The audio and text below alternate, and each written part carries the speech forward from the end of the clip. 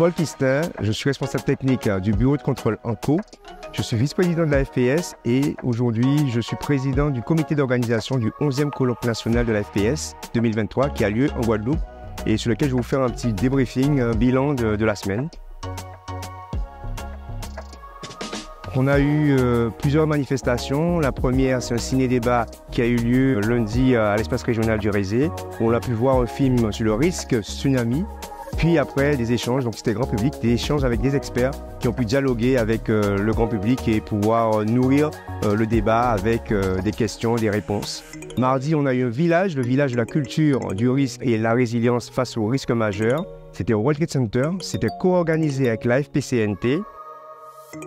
Et là, on a eu plus de 600 personnes au total qui ont pu faire la visite et écouter l'après-midi des conférences et des tables rondes sur plusieurs thématiques. Chez moi, face au risque, construire multi-risques aux Antilles, et puis bien sûr la prévention volcanique, puisqu'on est dans une zone à aléas multiples. On sait que les Antilles, c'est aléas forts sismiques, aléas forts cycloniques, aléas forts pour le volcanisme, plus les inondations.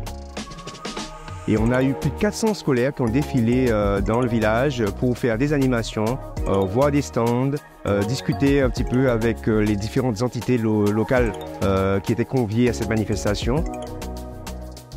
Enfin, le colloque scientifique a eu lieu de mercredi jusqu'à vendredi à la Creole Beach Hotel.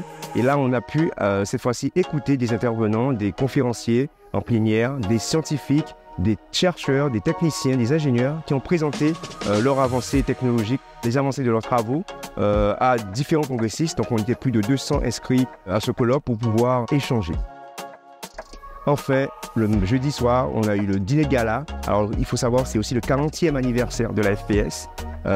Donc on a pu voir 6 anciens présidents de la FPS qui étaient présents, d'autres qui ont été interviewés grâce à Mogador Studio et le groupe Jeune pour pouvoir expliquer, donner leur point de vue et leurs apports respectifs à la croissance, entre guillemets, l'expansion de la FPS.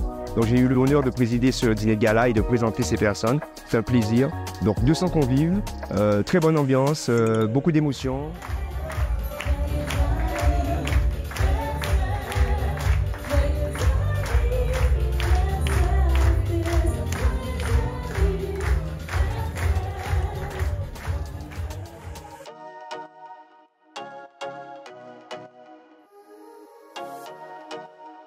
Et on finit aujourd'hui en clôture ce vendredi.